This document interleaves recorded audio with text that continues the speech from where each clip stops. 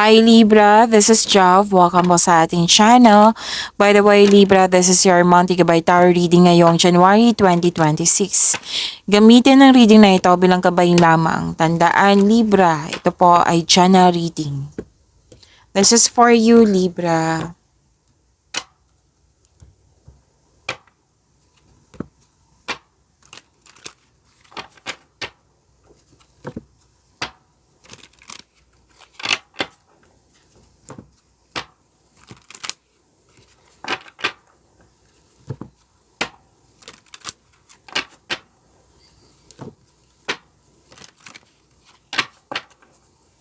Para po ito sa iyo, Libra. Ngayong January 2026 po.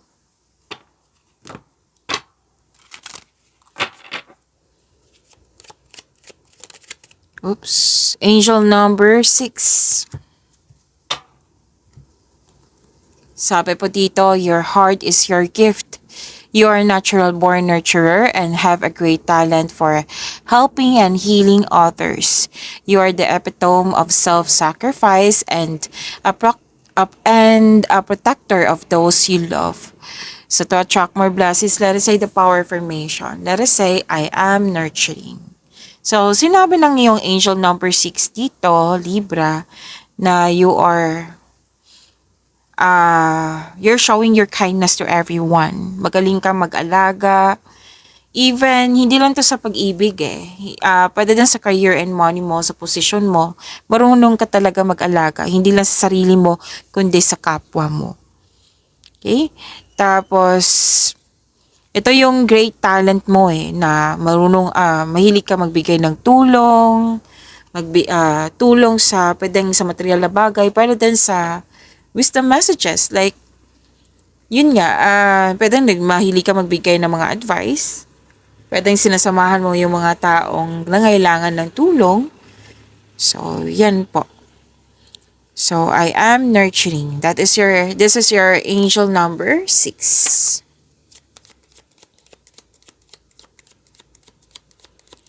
Maraming salamat po sa inyo patuloy na suporta sa mga nag-donate, sa mga hindi nag-skip ng ads. Sa mga hindi pa nag-subscribe, subscribe na po kayo at click bell notification para updated kayo sa bagong video reading natin. Para sa mga gusto magpa-reading po, comment po kayo ng personal reading and check my reply sa comment section.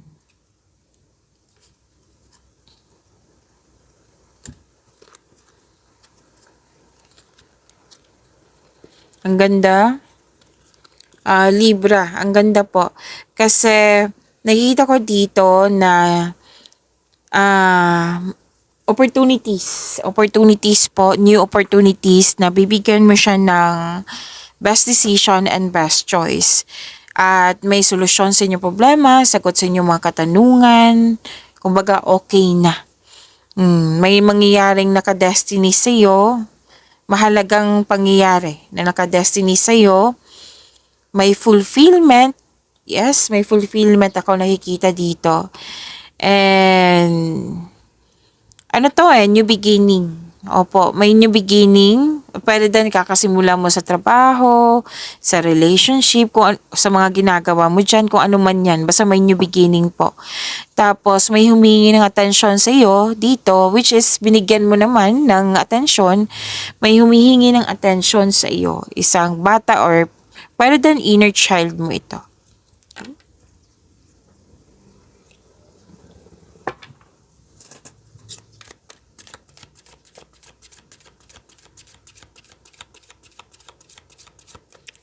Energy ni Libra ngayon January 2026.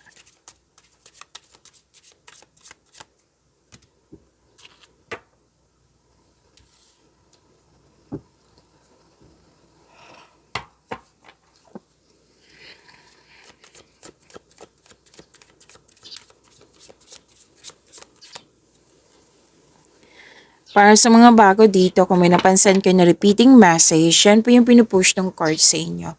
Like for example, nanood kayo sa isang video reading nyo, sa monthly, sa weekly, kaka-upload kahapon, daily, second half, first half, yan.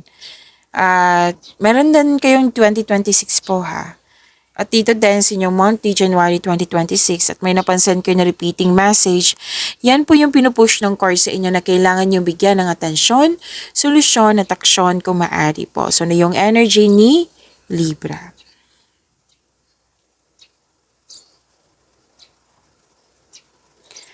Wow, ang ganda naman nito. This is victory. Mahigit pa to sa success. This is recognition. Nagkaroon ng balanse, nagkaroon ng pagkakaisa. Kilalang kilala ka, Libra. May magandang balita na parating or may bagay na matutupad. May parating na good news, especially after a period of struggle. And you are feeling proud sa accomplishment mo. In-acknowledge mo yung success at may matatanggap kang papuri from other people. Nagsumikap ka at deserve mo itong tagumpay na ito, Libra. Allow yourself to shine in this moment. So, good news is coming. Yes. At may sinabi din dito, magaling kayo sa mga ginagawa nyo. Magaling kayo na leader. Pwede din may leadership role na ino-offer sa iyo. Nakita ko rin dito yung tibay ng relasyon sa isang tao. Pwede sa person mo to or sa isang tao na malapit sa iyo. May nakita kong date dito. Ayun lang sa inyo, handa nang pumasok sa buhay ng pag-ibig sa mga single dyan. May nakita rin ako promotion po kasi victory kasama na talaga yung promotion. So sa mga hindi pa nakakaalam dito, promotion, pwedeng literal. Pagtaas ng posisyon, pwede din pagtaas ng kita, sweldo, allowance. So financial growth after a period of struggle. So ito yung positive outcome sa pagiging productive nyo sa araw-araw. Your discipline and hard work are paying off, so deserve yung mag-enjoy. And nag-celebrate talaga kayo, which is good kasi in-acknowledge mo yung success In-acknowledge mo yung bigay na blessing sa iyo ni God. Okay?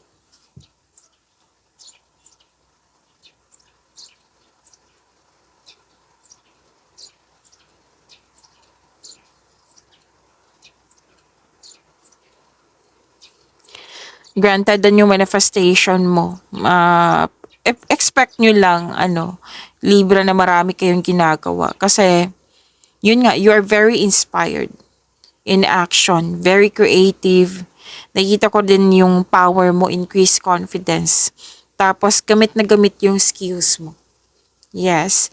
Di ba may new beginning? Sinabi ko kanina dito. Oo. Etong new beginning na ito, nakikita ko dito na adapt mo. Yes. At yun nga, dalawang card po mismo nagsabi dito na increased confidence kasi ito.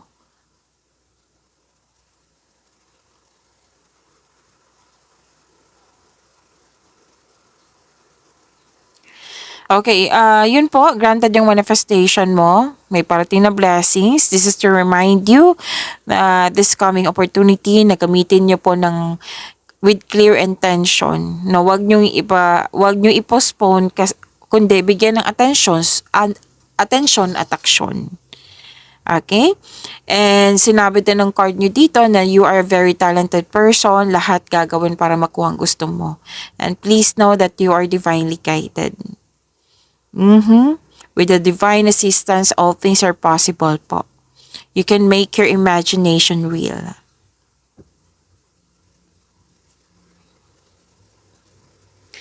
Ang ilan sa inyo nag-manifest dito ng wonderful relationship sa kapwa. Pero sinabi naman kanina, di ba, matibay ang inyong connection, ang inyong relasyon. Okay? And okay, so may dito, ang ilan sa inyo, kaya naging busy kasi sisimulan ang project or yung matagal mo ng plano magnegosyo. Tapos may nakita rin ako negotiation dito na nagkaroon ng successful agreement. Any kind na negotiation, nagkaroon ng successful agreement. May kontrata din ako nakikita po dito. Ang ganda, sunod-sunod, 'di ba? Success, may natapos, may kontrata, may natapos kayo, may achievement kayo, may parating pa sa inyo na blessings. Wow. So, may signing of contract ako nakikita.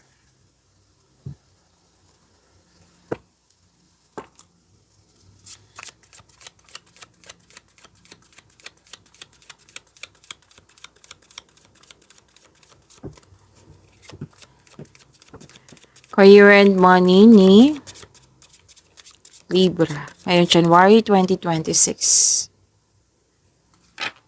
Ang ganda. Ang ganda po, Libra.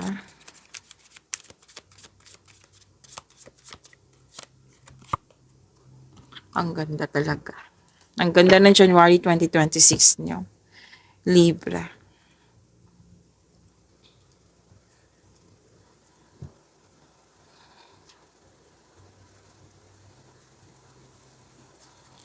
Sa career and money nyo, dalawang card po nagsabi dito.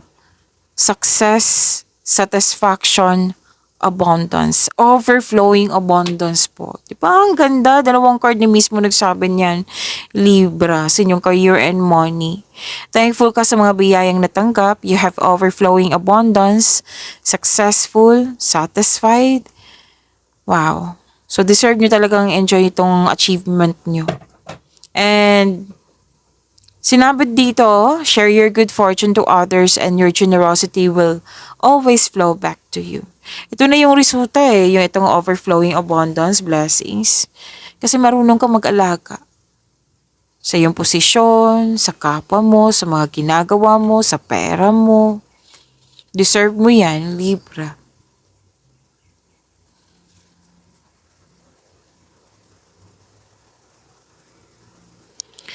Okay, may nakita ko dito natapos pa rin. Pwedeng isa to, pwede din magkaiba. Kasi may natapos ka rin dito, 'di ba, sa energy mo. Oh, may natapos ka dito na sobrang saya mo at satisfied ka sa naabot mong completion.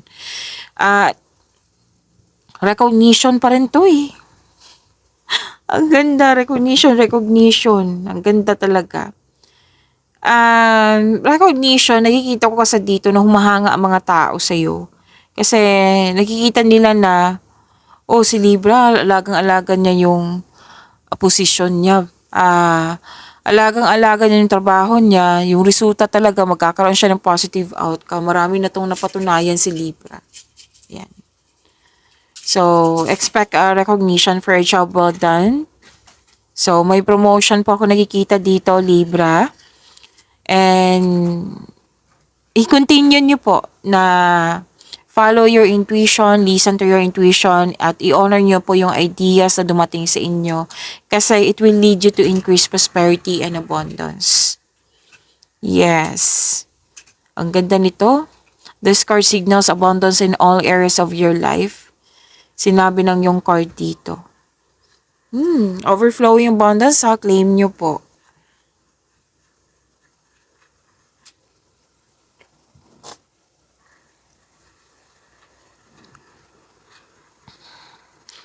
Puro happiness ang nakikita ko dito, Libra.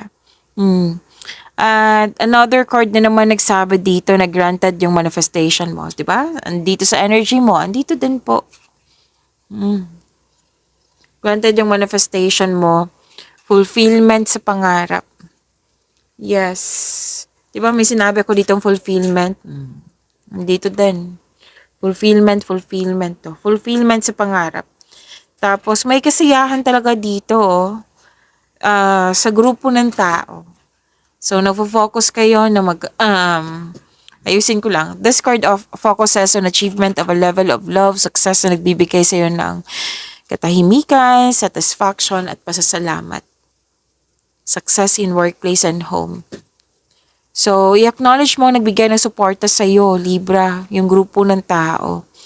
Kung ikaw ay may balak mag-change career or magtayo ng negosyo, know that you have a very supportive group of people. Pwede sa ka-workmate mo to, co-workers mo, pwedeng family, pwedeng friends, yan. Completion of cycle to eh. Ang ganda ng combination ng card mo. Yes, puro achievement.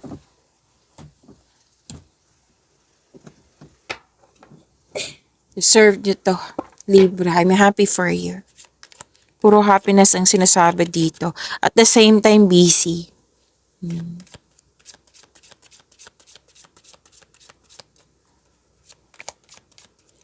Love life, self-love, partnership, and romance ni Libra. Ngayon, January 2026. Grabe na to. Libra, ang ganda ng cards mo.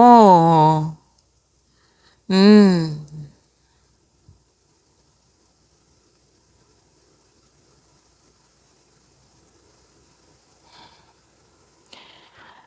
Okay. Enjoyment pa rin. Ini-enjoy nyo talaga yung success. That is good kasi magbibigay talaga to ng positive energy flow sa iyo. Mas a-attract ka ng blessings niyan. This is a time of enjoyment and you're feeling safe. Tapos, naging wais ka din sa pag-handle ng connection mo sa kapwa mo at sa inyong sarili din. Kasi this is all about, love. Pwedeng self-love, di ba? Self-love sa kapwa mo rin. At bakasyon, may nakita kong bakasyon dito. Bibigyan mo ng oras yung sarili mo. Lahat kayo single ka man relasyon sa buhay mag-asawa. And may luck dito, Luck. Wow, lahat ng tinanim mo nagbo-bloom.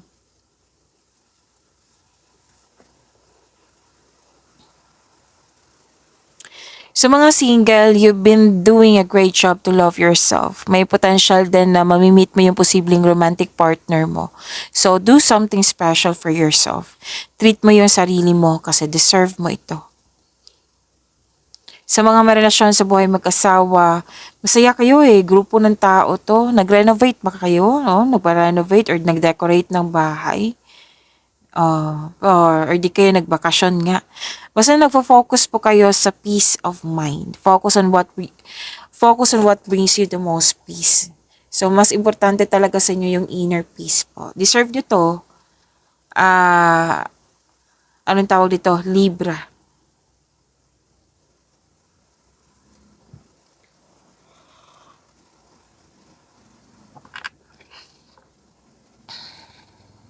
Okay. May ano dito ayaw mo na, 'di ba? Sabi dito ng card mo na mas focus ka na sa inner peace.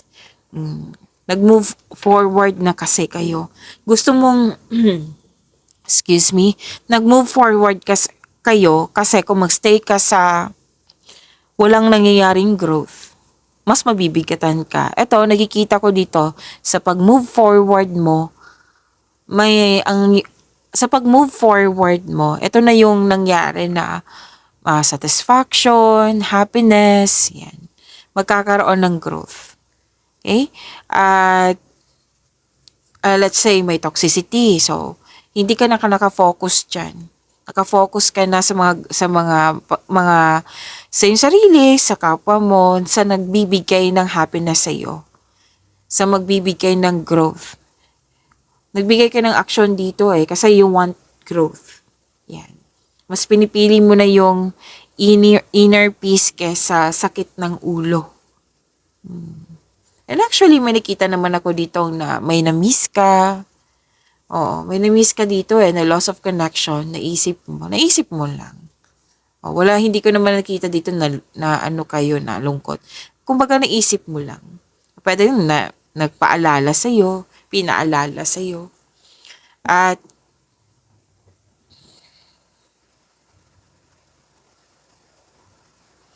nakikita ko dito nagbabalance ang ilan sa inyo na ng pera ng budget, okay? Kasi magbabakasyon kayo or magta-travel. Nagbabalanse kayo. Tapos nakikita ko rin dito na bibigyan mo talaga yung panahon yung sarili mo at yung grupo ng tao. Babalansehin mo. Kasi alam mo na lack of time ka noon. So ngayon, babawi ka. Babalansehin mo na.